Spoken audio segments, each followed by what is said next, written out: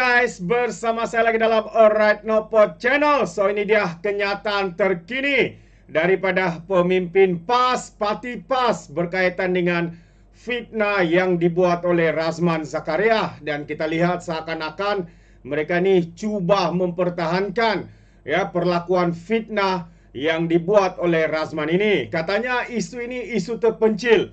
Apakah yang cuba dimaksudkan oleh Taqiyuddin bahwa isu fitnah yang dibuat oleh Razman ini isu kecil, isu terpencil katanya. Wow, begitu hebatnya mereka memberikan alasan sahabat-sahabat semua dan juga dalil untuk menghalalkan, untuk melupakan segala perlakuan kesalahan yang dilakukan oleh Razman ini. Kalau Razman ini membuat fitnah, lalu cakap terkilaf, lalu dia memohon maaf, sekali begitu sahabat semua, mungkin kita boleh terima pakai alasan itu. Tetapi dalam masa 2-3 bulan ini sahaja beliau sudah memfitnah sebanyak 3 kali dan memohon 3 kali. Adakah itu juga isu terpencil? Adakah itu juga isu yang harus diterima? Permohonan maafnya harus diterima kerana memainkan fitnah, menghasut sebegitu rupa, menyebarkan berita palsu kepada walaun-walaun pentaksub mereka yang percaya bulat-bulat apa yang dikatakan oleh kaki penfitnah ini. Jadi sahabat semua, kalau mereka katakan isu ini terpencil bagi kita sebagai rakyat Malaysia dan bagi kita sebagai rakyat Borneo, Sabah dan Sarawak, kita menolak alasan-alasan yang diberikan oleh pemimpin-pemimpin PAS seperti itu. Kerana itulah kita menolak PAS ini sahabat semua. So ini dia kenyataan terkini daripada Taqiyuddin. Katanya isu Pesuruhjaya PAS Perak terkilaf. Taqiyuddin kata itu kes terpencil, isu terpencil katanya. Kalau Pesuruhjaya PAS Perak ini mengakui dia sudah tersilap kerana terkilaf kononnya, maka kerana dia terkilaf lah dia telah membuat kesalahan di sana. Walaupun dia sudah memohon maaf dan mengaku salah kerana dia bodoh dan bangang kerana membuat fitnah tanpa membuat usul periksa. Kerana itulah saman itu harus diteruskan. Dan sebenarnya ini memudahkan saman yang dibuat oleh YB Hana kerana dia sudah pun mengaku bersalah. Kalau di mahkamah dia lagi masih untuk melawan, untuk menyatakan, untuk menegakkan benang yang basah bahwa dia telah menfitnah, maka kita boleh nampak betapa hipokritnya mereka.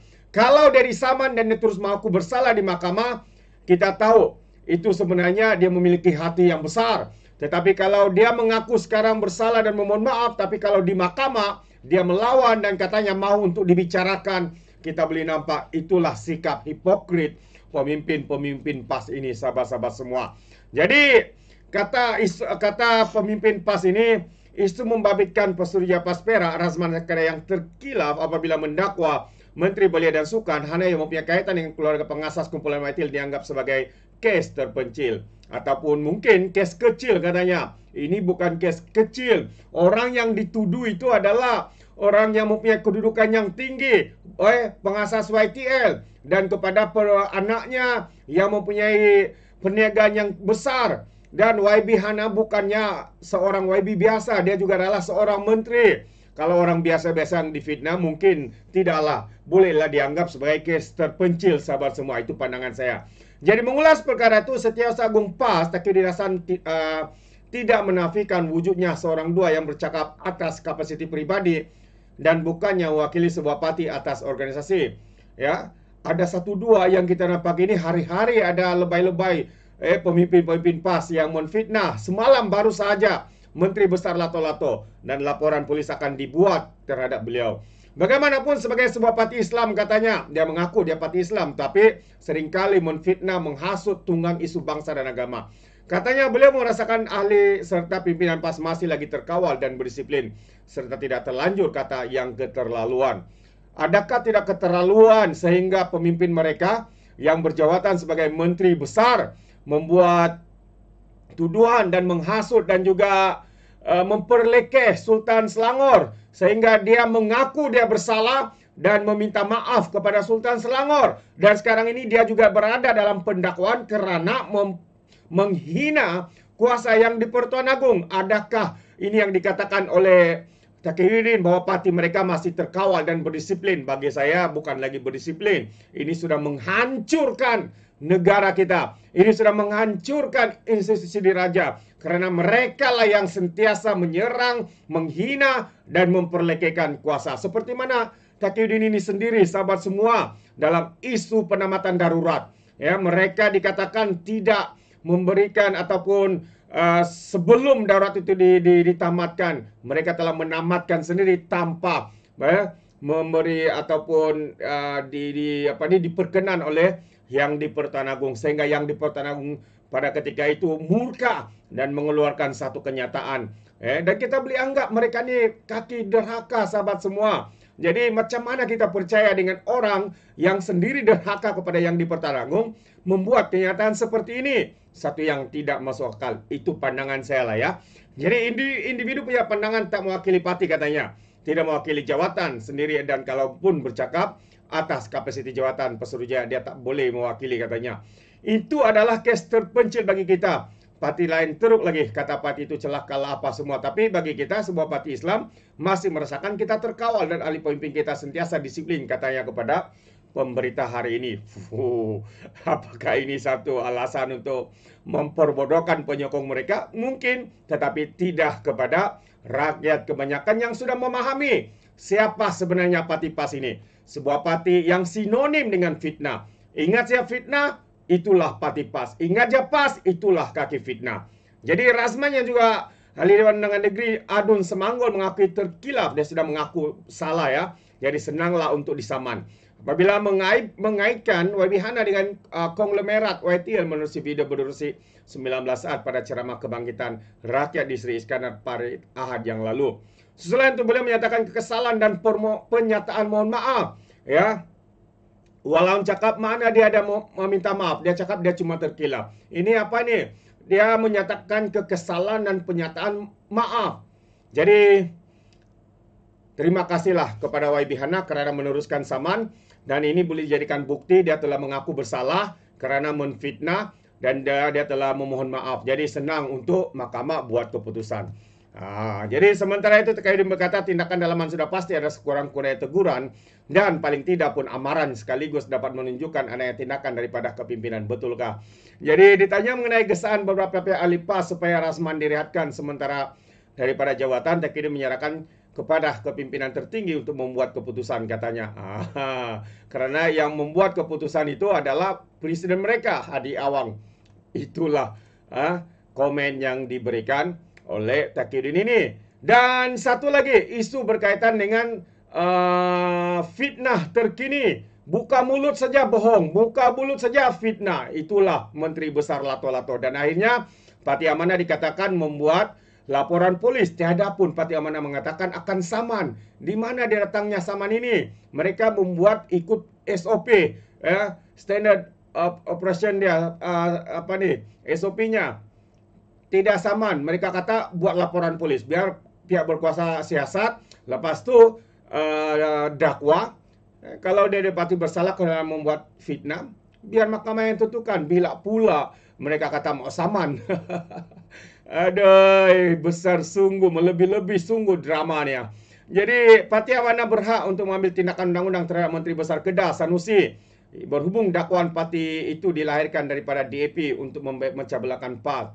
Yang kita tahu, Parti Amanah ini bukannya dilahirkan dari DAP, tapi dilahirkan daripada Parti PAS. Kerana pemimpin mereka itu datang daripada PAS. Cuma mereka keluar kerana mereka sudah tidak percaya dengan Parti PAS ini, yang dikatakan sudah menjadi parti ajaran sesat. Bukan saya katakan ya, Muhyiddin Yassin yang katakan Parti PAS adalah parti ajaran sesat. Siapa yang masuk PAS katanya bersama dengan PAS akan disesatkan. Ya, sekarang ini Muhyiddin bersama dengan PAS, mungkin dia sudah disesatkan lah. Itu pandangan saya. Jadi Setiausaha Umum PAS Taqiyuddin berkata pihaknya bagaimanapun tidak menyifatkan perkara sebagai masalah besar dan bersedia untuk melawan katanya. Mahkamah terbuka, siapa nak saman, siapa nak kena saman pun boleh. Tapi kadang-kadang banyak juga kes mahkamah berlaku. Dia saman orang, dia kalah dan kena bayar pada orang yang dia saman. Jadi kita tidak masalah katanya. Tapi masalahnya, yang banyak kena saman ini adalah lebay-lebay daripada PAS. Pemimpin-pemimpin daripada PAS. Dan yang banyak kala ini juga adalah pemimpin-pemimpin daripada PAS. Pemimpin-pemimpin daripada Perikatan Nasional. Terkini, Ustazah Siti Masturah kalah dan diarah membayar Rp830.000 terhadap 3 pemimpin DAP. Terkini juga Muhyiddin Yassin, pengerusi Perikatan Nasional yang bersama dengan PAS, diharapkan membayar sebanyak 1,35 juta atau 1,40 juta. Wow, dia pun sudah bayar. Dari mana datangnya duit? Ya, begitu banyaknya duit mereka untuk membayar. Aduh, ini kalilah. Jadi, yang banyak kalah saman itu adalah pemimpin-pemimpin daripada PAS, pemimpin-pemimpin daripada Bersatu, pemimpin-pemimpin daripada Perikatan Nasional. Jadi kita harapkan saman fitnah YB Hana kepada Razman ini diteruskan dan akan menemui kegagalan, dan sekali lagi terpaksalah derma jihad dibuat oleh PAS untuk membantu Razman ini. Mulutnya yang berbau busuk dengan fitnah-fitnahnya tidak henti-henti, sahabat semua. Desember sehingga ke Januari, ya, dia sudah mohon maaf 3 kali kerana menfitnah. Yang pertama Ngakoming, kononnya dia terlibat di dalam kes pengibaran bendera China, sedangkan Ngakoming ada di KL. Lepas tu dia kantoi, dia mohon maaf. Lepas tu dia buat panggilan jijik kepada Menteri Besar Perak. Akhirnya kantoi, dia mohon maaf.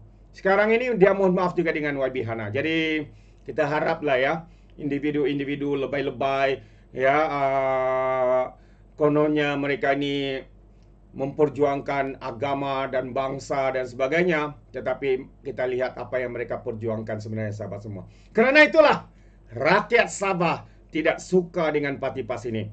Ya, kerana itulah rakyat Sabah, rakyat Sarawak dan Borneo menolak PAS yang mempunyai fahaman politik ekstrim, menunggang isu bangsa dan menggunakan fitnah sebagai alat politik mereka. Jadi kita akan tolak PAS yang bersama dengan Bersatu di dalam Perikatan Nasional dalam pilihan negeri di Sabah pada tahun ini. Bila mungkin bulan Oktober, sahabat-sahabat semua. Jadi terima kasih, sampai di sini saja. Sekiranya Anda mau berikan sebarang komen, pandangan, Anda boleh berikan dalam ruangan komen. Jadi izinkan saya untuk mengundurkan diri. Dan seperti biasa, peribahasa mengatakan, kapan kangkap, 2 tahun keinginan. Dalam bahasa Melanya, tepuk dada, tanya selera. Sekian daripada Alright Nope Channel. Sampai kita berjumpa lagi. Bye-bye.